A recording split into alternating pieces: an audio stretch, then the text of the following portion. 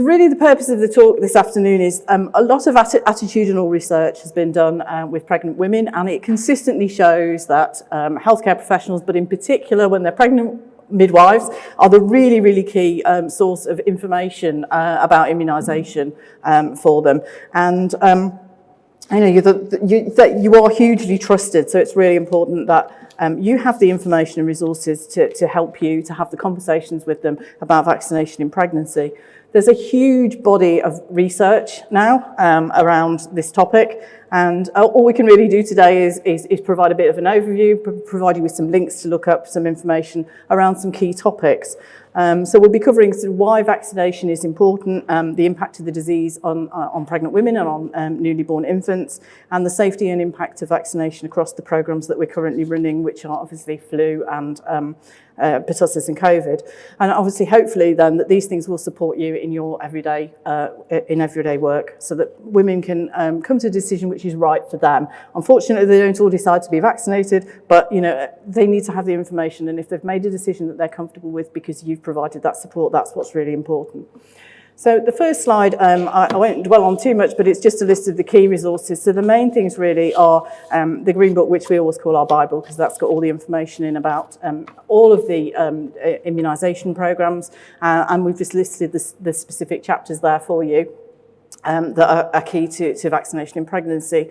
We have our own resources, so on that second link there, that's the collection. This is the stuff that I work on every day, really. So we've got our the PGDs are linked from there, the information for healthcare professional documents are linked from there. They're really good resources, and it also links into some of the other resources that we have for the public, which I know some of you have already visited our stand this morning, so it was really good to see so many of you.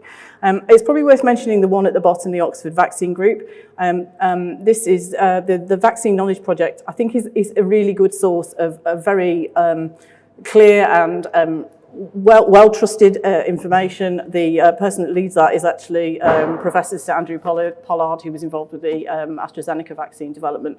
So he's the paediatrician. So sometimes it's useful to have that extra source, because people do distrust anything that comes with government attached, and unfortunately all our stuff is published on gov.uk, so it's always worth knowing about that extra information there.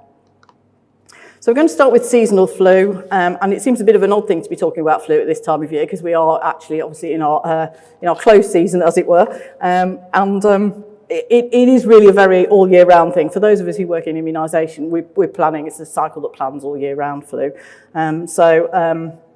And obviously it isn't always necessarily seasonal, but what we're talking about here is the kind that we get in the winter. Clearly the season varies wherever you are in the world. It varies by geography and climate, but our peak is usually around January. But I think we do know that flu doesn't confine itself to seasons, and we have seen issues around flu pandemics. And I think the 2009 swine flu pandemic, when I was working in health protection, was a particularly a kind of moment in time, really, I think, for immunisation in pregnancy, because at that point we realised, just how seriously some of these diseases affect pregnant women, and started to look at vaccinating seriously for the first time. So this first slide, interestingly, the first point on this first slide talks about miscarriage rate, but one of the things that I think is quite interesting is that Bloom and Feshbach did this work where they actually looked at Scandinavian and American studies, and they found that there was a 5 to 15% drop in birth rates attributable to excess first trimester miscarriages in the flu pandemic in 1919, which I have to tell you I wasn't around for. I'm not that old, but it's not that it's new information. It's just that we're more tuned into it now, and we realise the impact of it, and obviously now we can do something about it, which we couldn't then. So it does have an increased risk on miscarriage rates, on premature labour and low birth weight. Has a massive impact on maternal mortality, especially in late pregnancy, when you've started to get, obviously the baby's quite large at this point, isn't it? And you've got this increased risk due to a combination of decreased lung capacity and tidal volume, and increased oxygen consumption, and suppression of T cell activity. So your T cells are important for recognising pathogens, for killing them. Some of them are cytotoxic, and also for initiating more of the immune cascade to actually try and get a really strong immune response to pathogens as they enter the body. And the risks are higher with women with additional risk factors. So women who are already obese, unfortunately, women who have diabetes. And the other thing that Mosby found, and this was Mosby's work is a huge kind of systematic review, large number of studies, was that the other thing was that being delayed in getting treated was also an issue. So quite often, people don't recognise that this is flu and do something about it in pregnancy, and women would be late to receive antiviral treatment, and the outcomes are therefore worse. And there's also a risk of influenza infection in the baby. So we know that children under 6 months have the highest rate of GP consultations and hospitalisations for influenza in the UK. And obviously what we call the secondary attack rate is going to be highest in a household. So if somebody's got flu in a household, then other people in the household are going to be the people most likely to get that. And that's particularly important when you think about that very close relationship, physical close relationship between a mother and baby. So if the mum doesn't have flu, then we can help prevent it in the baby too. So I say, going back to sort of 2009, this was the time when we really started to see, the serious impact on pregnant women of respiratory viral illness. I was working locally in the health protection team at that point. We've got an ECMO unit in Leicester, and there aren't many adult ECMO units. And because it was obviously a notifiable disease, we were being notified of all of these women from all over the country being admitted to that ECMO unit and sadly dying in some cases, leaving their newborn baby without a mother, or having to go into premature labour and have that baby delivered very, very young. So this really kind of started to focus the mind. So Tama and et al. It's like the equivalent of the joint, the JCVI, the Joint Committee on Immunisation and Vaccination in this country, which provides expert evidence, expert review and evidence to government on policy. The similar setup in the United States, which is the Advisory Committee on Immunisation Practices. This was the work that was done at that point to look at whether we could feasibly start vaccinating pregnant women.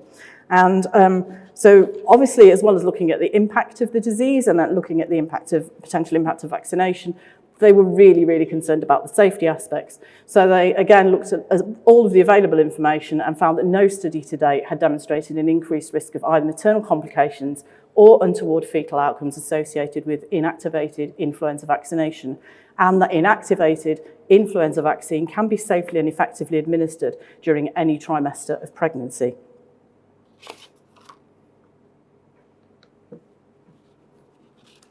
So since that date, interestingly, those studies ranged, and there weren't huge numbers of them, but those studies ranged from 1964 to sort of 2008, the studies that were used by Tama et al. In that thing.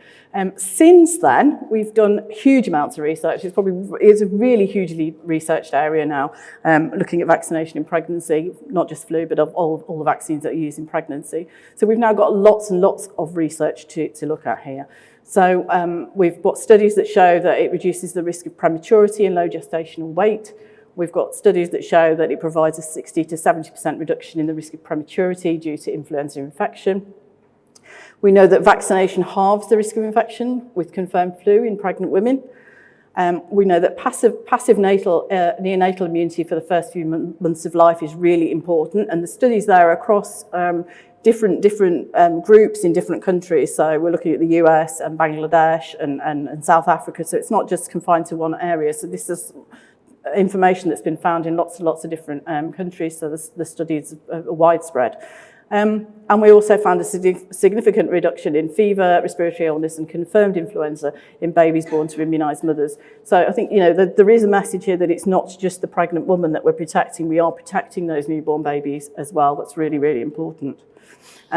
The Debris study at the bottom is actually one that one of my colleagues did, so that's actually a study that was conducted in England, so that's our data. And we do have, it has to be said, really good data systems in this country, so we've got, very good data to draw on. This is a review of the flu vaccine uptake in pregnancy over the last few years, and as you can see, we peaked quite nicely in 2018-19, but like most immunisations, it's taken a bit of a nosedive over the last few years. So the data that we've got at the moment for the season just ended is provisional. It's because there's additional work is done on the data to clean it and cleanse it, make sure it's accurate.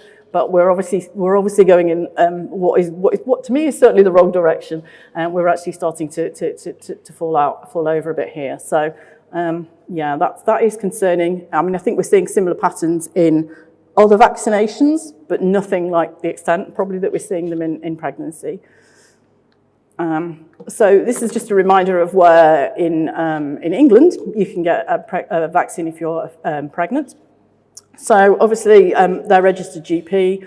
There are now community pharmacies that participate that are available if people prefer to do that as well. If they're a healthcare worker, then they should be getting it via that route as well. They'll be offered it as an employee. And obviously, increasingly, maternity service providers are being commissioned to do this.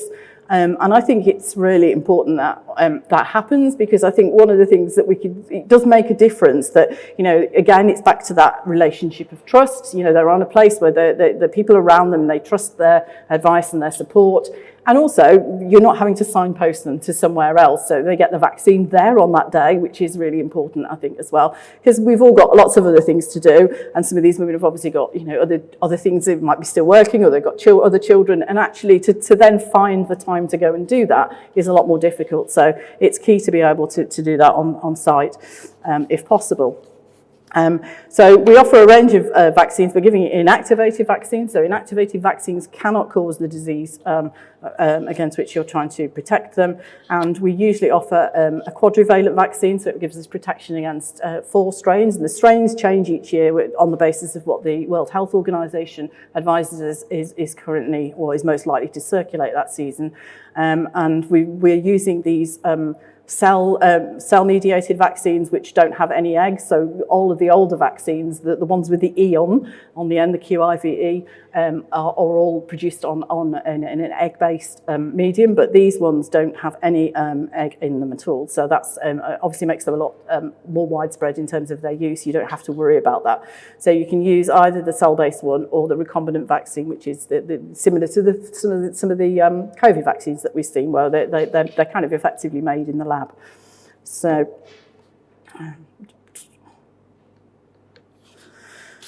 that's it with flu. So this is just, again, the list of the resources that we've got available. And obviously they're now they're effectively out of date because the season has ended. But these links will still take you to the right place for next year, which is not that long away now. If you're me and you're doing flu and vaccination all year round, it doesn't seem quite that far off now. We'll be starting again at the beginning of September.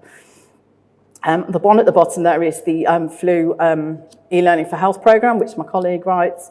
And again, it's something you can dip in and out of. You don't have to go through the whole thing. If you just want to dip in to remind yourself about something, it's in there for you. Oh, will it move? Yes, we did. Okay, so pertussis. So whooping cough is the one that we're vaccinating pregnant women against all year round. And obviously there's a slightly different approach here to vaccinating the women for their own safety and the babies, because the purpose of this really is to protect the baby rather than the mum. So it's an acute bacterial infection. It's really very infectious. But the people that are most affected by this would be infants and young children. So about 90% of infants that get pertussis need hospital treatment. And you know, if you see there's some heartrending videos out there of small children with whooping cough, it really is awful. So they're more likely to develop severe complications, so they can get pneumonia, they can get this pause in the breathing, so you can get like sort of intermittent apnea, and it's pretty scary. And there's a long pause, and then there's a whoop, and it's really horrible. Really distressing problems with their breathing. They can lose weight because it causes them to vomit. They can have seizures and brain damage. They can get encephalitis.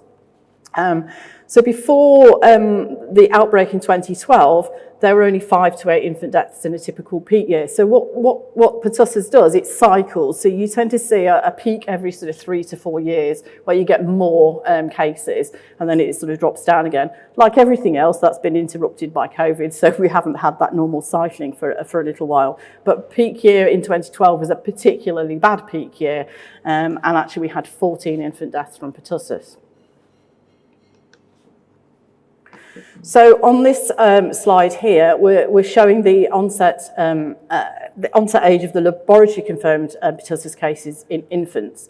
So the key thing really is that, as we'll see here, we don't start vaccinating until 8 weeks because if we give vaccine too early, it's not as immunogenic. So you don't get as good a response from the child anyway. And obviously what you're trying to get is a really good sustained response. So we're not vaccinating until 8 weeks usually. And as you can see from this graph, the bars in grey on the left-hand side there are the cases where the child died.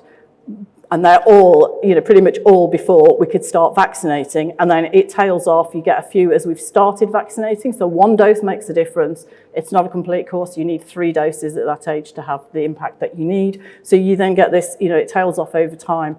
And it becomes much less common then as they get away from their sort of birth date. But you do see the little, you do see the odd case. But the number of cases are very, very concentrated in that early weeks of life. And this one is showing that the infant deaths due to pertussis in England. So I think it's a nice shade of fuchsia, and particularly high bar there is the number of deaths in 2012, so the 14 deaths in 2012, and that's when we started introducing the vaccinations. So again, on the left of this screen, you can still see that most of those cases, the fuchsia ones, are under 3 months of age. So most of them are happening at that younger age. And then on the right here, we can see that once we started vaccinating, that started to tumble really quite radically. And actually, you see cases coming along now. The white bars are actually the white, and it's a sort of slight, very grey. It's not very good colour, it's a bit grey. But those paler bars are where the mother's not been vaccinated. So you're still seeing cases, but you're seeing them in unvaccinated women, whereas if you vaccinate them, it does make a huge difference. So as it says there, you get approximately 90% protection against pertussis disease and 97% protection against pertussis death from pertussis in the first 2 months of life, so in the key period of time before you can start vaccinating the infant itself. So it makes a huge difference. Well, like everything else that we introduce into our program, but not least because they're pregnant, we obviously have huge amounts of safety data. This was very, very much, important, a really important aspect of this. So it was set up, the whole program was set up with this huge surveillance of disease and safety all the way through. And we've got lots and lots of studies now. So this is, again, studies that have been reviewed from around the world by one of my colleagues, Helen Campbell. So 16 studies from multiple countries, mostly in Europe and North America, and looked at more than 150,000 pregnancies to look at the safety. Different vaccines are used in different schedules, so there's slightly different pertussis components in each of them, so they were all included in the study. And they looked at a huge range of maternal and fetal and infant outcomes, and really just found that there is no additional risk from having vaccine effectively. So you get the same rates whether you were vaccinated or not of these other things, the things that people are concerned might be a risk if you have a vaccine. So you effectively it's the background rate and that's it. You're not getting any more. So just a couple of slides looking at the vaccination uptake in pregnancy. And obviously, as we've already touched on, mostly it's GP practices. So this is GP practices reporting. Again, it perhaps looks a bit better on your screen than it does on mine. So those, the grey bars, are the number of practices reporting every month. And it's never complete data. We don't get 100% reporting, but you can see that in most months, apart from April, which is a bit of a blip, we are getting at least 95%, more like 96, 97, 98% of reporting. So it's a fairly complete data set. It's not perfect. So that gives us reasonably good data, and you can see that so you can see that obviously it varies quite a bit, but I think the key along the bottom. It's really hard to see, isn't it? Can you see it? So I think the ones lower down are the more recent ones. So again, it's showing exactly what we were looking at before with the flu vaccine, where the numbers are starting to go down as we're getting closer to. And this one is the regional variation. So I think on this case, I just thought it would be worth putting on because here we are in the Midlands just to see what's happening. And again, it's quite difficult to see. Ours is the kind of somewhere in the middle one with pale turquoise with the dots on it. The one at the bottom is London. It's always the worst, unfortunately. The uptake in London region is always considerably lower for all immunisations than it is anywhere else. But this one is, you can see that we're starting to reasonably good uptake, reasonably flat, but it has taken a bit of a nosedive over the last year or so again. Oops, sorry, I went a bit too far there. So these are the resources that we've got for pertussis. Obviously, we've got patient-facing information as well as information for us. So an information for healthcare practitioners document, which is full of useful information. If you can't find the answer, it's generally in there. That's the good place to look as a starter. So finally, I'm just going to talk a little bit about COVID. And again, it does seem a little bit odd to be talking about COVID in that, for most pregnant women at this time, there is not the availability of a vaccine, which we'll come back to. But it's not gone away. I know the WHO's declared the pandemic over, and that's great, fantastic. But we're still suffering some of the after effects of that, and there's still COVID vaccine disease around. And although largely with the Omicron variants, the more recent variants, the disease has been less severe. It does still have more of an impact on those people who are more at risk than it does on the rest of us. So we know from lots and lots of studies, again, huge. And one of the things that happened with COVID was that it allowed a lot of collaboration worldwide, which was a really great thing. So in terms of data sets, in terms of understanding what's happening, there was a lot more openness and sharing of real-time data. So you're actually looking at data sets from sort of global data sets from across, so many places. You get a lot better data that way.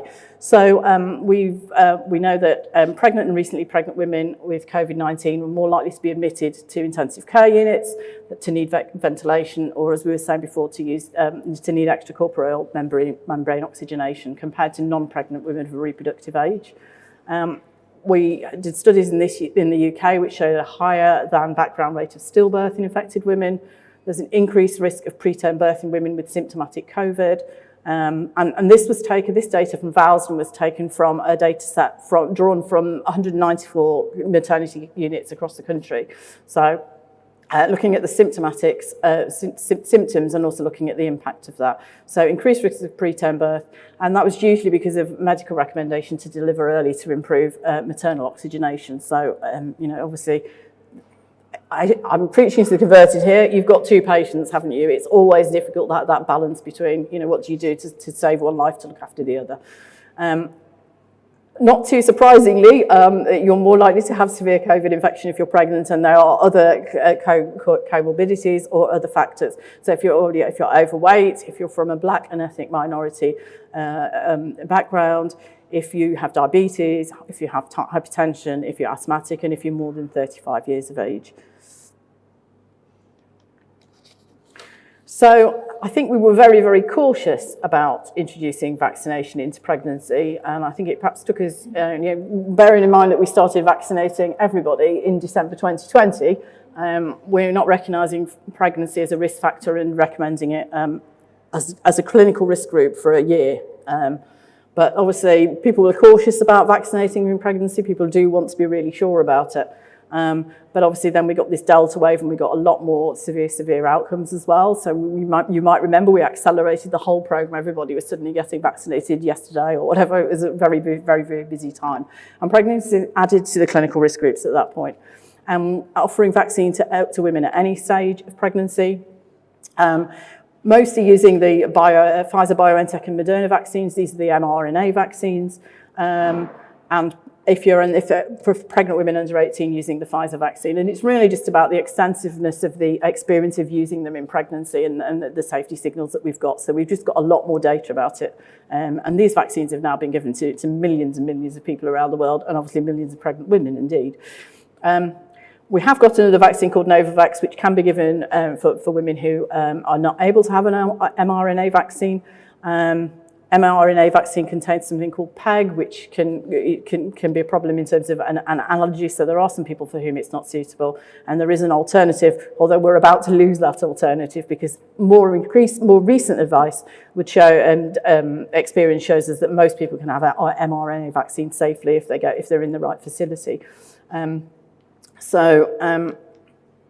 So I know this is not a training session, but I did want to just put this in because this is where we're at the moment in the UK. So pregnant women currently, the evergreen offer of a primary course, so starting and completing a normal 2-day primary course, is still available. It says till the end of June 22, but it is 23.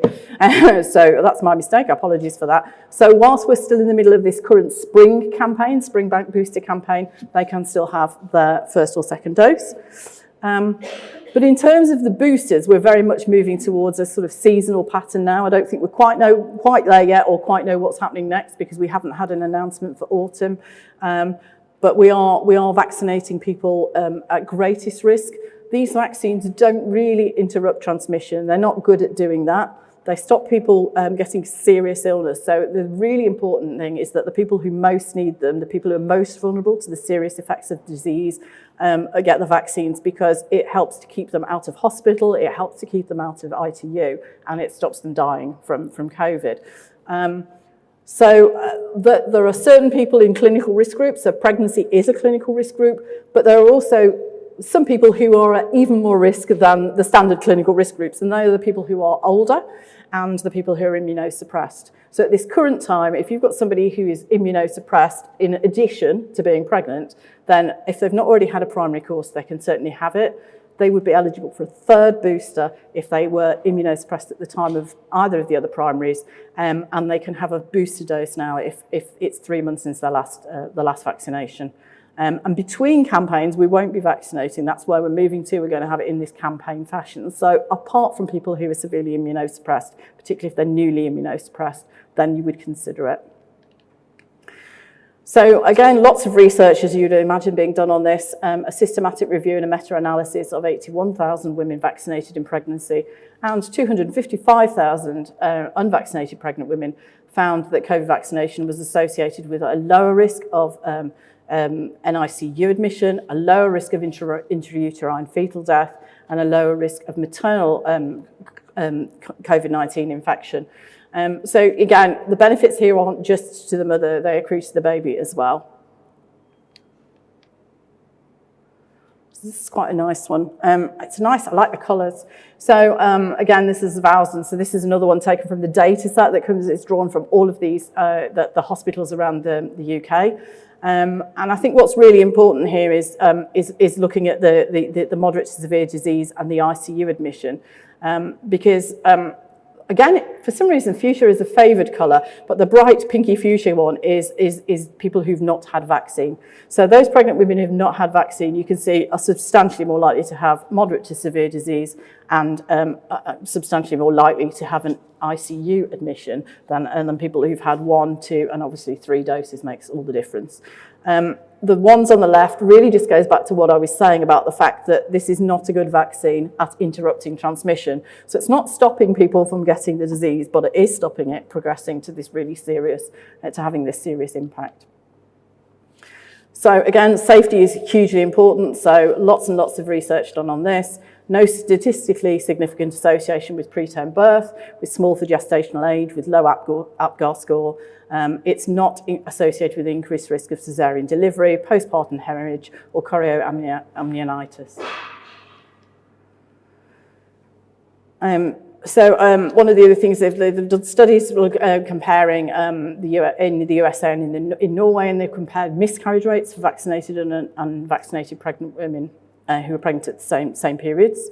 And so that's a huge number of women who received either the Pfizer or the Moderna COVID vaccines that we were talking about earlier. And they found that the occurrence of miscarriage was equally likely amongst unvaccinated women as amongst women at the same stage of pregnancy who was vaccinated. So no effect at all from vaccination there. And then an Israeli study looked at live birth outcomes for more than 2,000 women who were vaccinated with the Pfizer vaccine in their first trimester compared to those who became pregnant at around the same time and were not vaccinated. And again, no differences between the vaccinated and the unvaccinated women in the rates of preterm births, neonatal hospitalisation, mortality or birth defects. This one is just looking at the uptake. I think you can see, if you look at the figures at the bottom on the chart on the left-hand side, the figures are percentage of women who've had at least 1 dose of vaccine before they delivered from the period January 21 to December 22. One dose, 44%, and the next column is 37% who've had 2 doses. But if you actually follow it down and actually take it down in chronologically, you can see that the increase, how much that's starting to increase much, much more in terms of vaccination. Of course, not all of these vaccines will have been given in pregnancy. These are women who've had vaccine, and some of them will have had them between pregnancies. But you can see that it started to really pick up. Unfortunately, as we've already touched on with the other vaccines, there is still the inequalities issue here as well. The chart on the right shows that they're much more likely to be vaccinated if they are older mothers, or older, and much less likely if they're younger.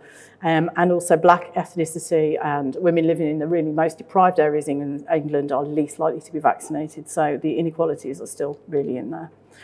So these are just the resources again for the COVID vaccines. I just want to thank my colleague because I heavily borrowed his slides and updated the data. So I realised that one of the links was wrong, so I put the new link on there for you. So that's it. Thank you.